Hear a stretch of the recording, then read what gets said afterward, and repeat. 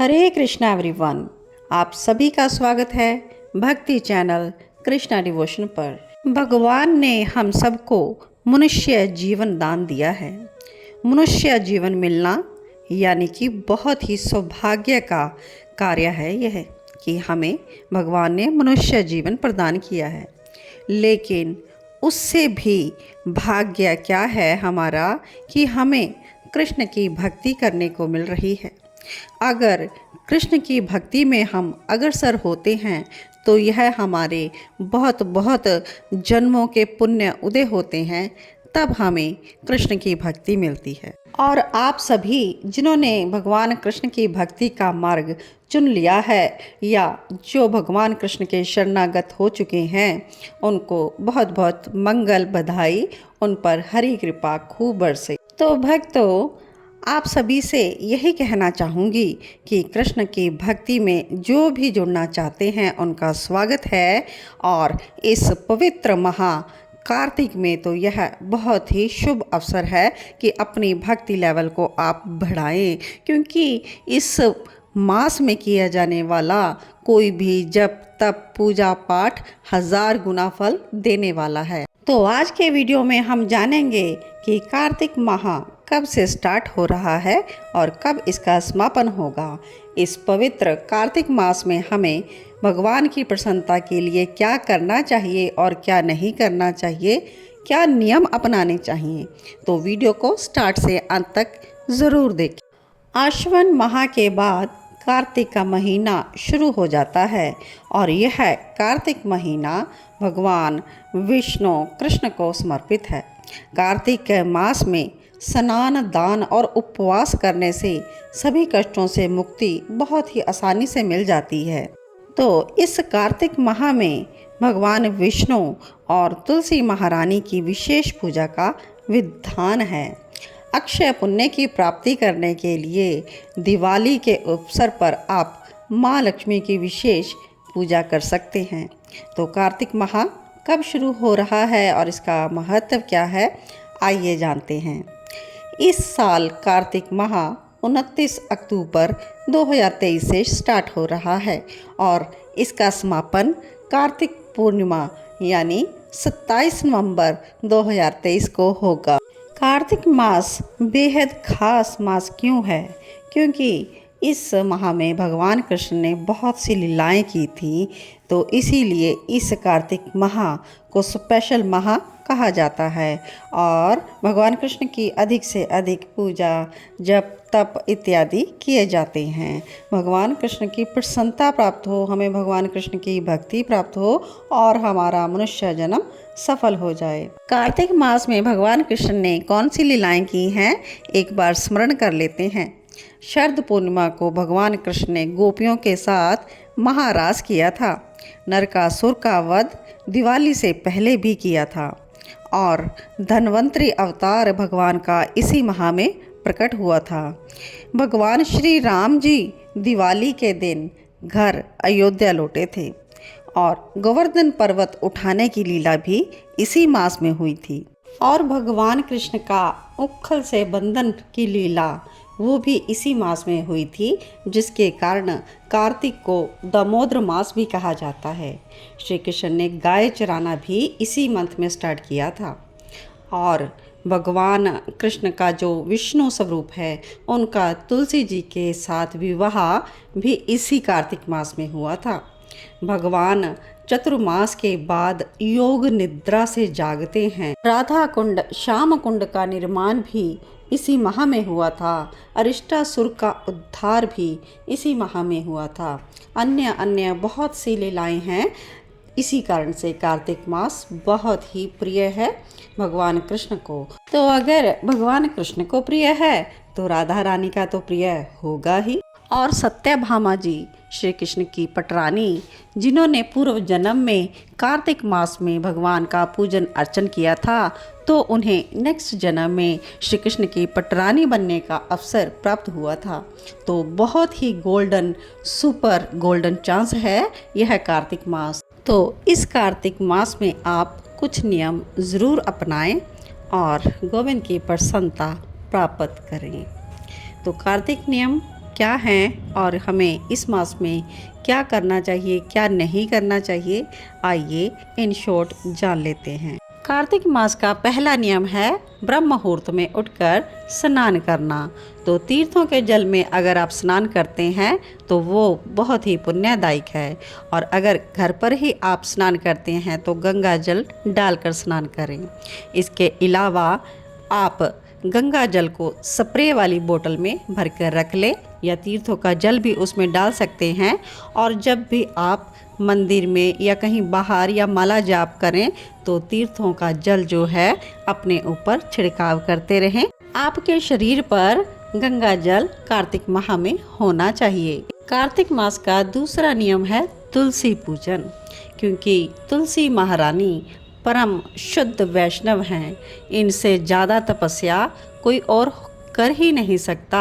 तुलसी महारानी ने तपस्या करके गोलोक में सदा सदा के लिए निवास पाया था।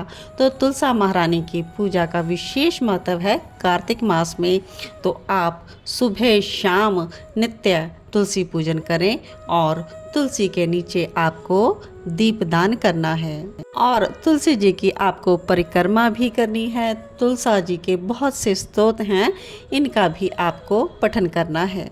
कार्तिक मास यानी कि दामोदर मास, इस मास में आपको यशोदा मैया और श्री कृष्ण के बाल स्वरूप जो कि उखल से बंधन लीला है, इसको आप घर में लेकर आएं, और इनके समक्ष आपको देसी घी के दीपक का दीपदान करना है, और दामोदर अष्टकम का पाठ करना है। शाम के समय आप मंदिर में जाकर भी दीपक जलाएं, और गौशाला में जाकर दीपक दान करें। पवित्र नदी के किनारे भी आप दीप दान कर सकते हैं, किसी बाग में भी आप दीप दान कर सकते हैं, घर के बाहर भी आप दीप दान कर सकते हैं, आंवला के वृक्ष के नीचे भी आप दीप दान कर सकते हैं।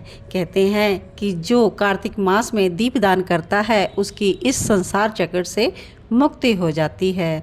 तो आप शुद्ध देसी घी के दीपक या फिर तिल के तेल के दीपक ज़रूर जलाएं। कार्तिक मास के फोर्थ नियम में आप धार्मिक ग्रंथों का अध्ययन करें। श्रीमद् भागवत जी का अध्ययन आप कर सकते हैं, श्रीमद् भागवत जी के श्लोकों का गान कर सकते हैं, चतुश्लोकी भागवत का पाठ कर सकते हैं। इसके अलावा दामोदर अष्टकम का पाठ तो आपको नित्य करना ही है। इसके अलावा आप चौर अष्टकम का पाठ कर सकते हैं, मधुर अष्टकम का पाठ कर सकते हैं, और गोपी गीत ज़रूर गाएं इस मास में, क्योंकि इसी मास में गोपियों ने गोपी गीत गाया था और भगवान कृष्ण के साथ गोपियों की महारास हुई थी। इसके अलावा आप जप जो भी करते हैं अपनी माला पर, उसकी संख्या आप बढ़ा दीजिए, क्योंकि जो भी आप जप का नियम लेते हैं वो अक्षय गुना होकर प्राप्त होता है। तो संपूर्ण कार्तिक मास में आप 16 माला करने का तो ज़रूर नियम अपना लीजिए, और जितना अधिक आप कर सकते हैं वो आपके लिए ही पुण्यदायी है। हरि नाम संकीर्तन जितना अधिक हो उतना अधिक करें। कार्तिक मास का 5वां नियम आप दान का ले सकते हैं। इस माह में जितना अधिक आप दान करें उतना आपको पुण्य प्रदान करेगा। कार्तिक मास में आप केले आंवले के फल का दान करें। शीत से कष्ट पाने के लिए आप ऊनी वस्त्रों का दान कीजिए। भूखे को भोजन खिला सकते हैं, साधु संत की सेवा कर सकते हैं, गौ माता की सेवा कर सकते हैं, आए हुए अतिथियों का स्वागत प्रेम से कर सकते हैं, उनको भोजन करवाकर संतुष्ट कर सकते हैं। कार्तिक मास का 6वां नियम आप भूमि शयन करके ले सकते हैं। भूमि शयन का अर्थ है डनलॉप के गद्दे डालकर नहीं सोना, आपको एक चटाई चादर डालकर उस पर शयन करना है, ताकि पृथ्वी माता के जो सात्विक गुण हैं वो आप में प्रकट हो जाएं। और 7वां नियम आप ब्रह्मचर्य का पालन करके कर सकते हैं। कार्तिक मास का 8वां नियम आप सात्विक भोजन का ले सकते हैं। इस मास में काफ़ी वस्तुओं का जो प्रयोग है वो वर्जित है। कार्तिक मास में प्याज लहसुन तो बिल्कुल भी नहीं खाना, और वैसे भी वैष्णव खाते भी नहीं हैं, लेकिन अगर किसी घर में होता हो यूज़ तो वो कार्तिक मास में इनका यूज़ ना करें। और इसके अलावा बेर, राई, उड़द की दाल, मसूर की दाल, मटर इत्यादि जैसे कि बहुत जिनमें बीज हों ऐसी वस्तुओं का उपयोग ना करें। राई, जीरा, बैगन, करेला, मूली का भी सेवन आपको नहीं करना है।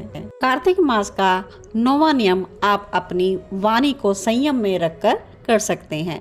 यानी कि किसी के प्रति आप दुर्वचन नहीं बोलेंगे, निंदा चुगली नहीं करेंगे। हम वही बोलेंगे जिसे श्रवण करके हमारे ठाकुर जी को प्रसन्नता हो, और वही सुनेंगे जिसे सुनकर हमारे हृदय में भक्ति बढ़े, हम व्यर्थ की बातों में ना ही उलझे, और जो भी हम बोलते हैं ना वो हमारे ठाकुर जी सुनते हैं। तो यह आप अपने मन में पक्का विश्वास कर लें। कार्तिक मास का 10वां नियम आप धाम की परिक्रमा का कर सकते हैं। वृंदावन धाम की परिक्रमा आप ज़रूर करें, लेकिन जो किसी पवित्र तीर्थ धाम में नहीं जा सकते वो अपने ठाकुर जी की ही 4 परिक्रमा कर लें। इसके अलावा आप तुलसी की परिक्रमा का नियम ले सकते हैं, किसी मंदिर की परिक्रमा का नियम ले सकते हैं, और कार्तिक मास में अपने राधा श्याम सुंदर की प्रसन्नता के लिए उनका सुंदर सुंदर श्रृंगार करें, सुंदर सुंदर वस्त्र अर्पण करें, और सुंदर सुंदर भोजन पदार्थ उनको ज़रूर अर्पण करें। कार्तिक मास में आप पूरे भाव के साथ पूजा करें, ताकि प्रभु आपको अपनी भक्ति प्रदान करें और अपनी शरणागति प्रदान करें, और आपका यह मनुष्य जन्म सफल कर दे, ताकि आपको फिर कभी इस 84 के जन्म में ना आना पड़े। आशा करती हूँ आज के वीडियो से आपको कार्तिक मास से संबंधित संपूर्ण जानकारी मिली होगी, और आप इसी प्रकार से कार्तिक मास में भगवान श्री हरि की प्रसन्नता के लिए बहुत से नियम अपनाएंगे और श्री हरि की भक्ति के प्रति अग्रसर होंगे। तो आप सभी के लिए शुभ मंगल कामनाएं करती हूँ, और जो मेरे चैनल पर न्यू व्यूअर्स आ रहे हैं वो चैनल को सब्सक्राइब ज़रूर कर लें। आपको सभी महत्वपूर्ण जानकारियाँ भक्ति से रिलेटेड इसी चैनल पर मिलेंगी, और बेल आइकॉन प्रेस कर लें ताकि आने वाले वीडियो का नोटिफिकेशन आप तक पहुंच जाए और कोई भी जानकारी आपसे मिस ना हो। तो इन्हीं शब्दों के साथ आज के वीडियो को विश्राम देते हैं। मिलते हैं अपने नेक्स्ट वीडियो में नई जानकारी के साथ। तब तक सभी को जय श्री कृष्णा। ओम नमो नारायण।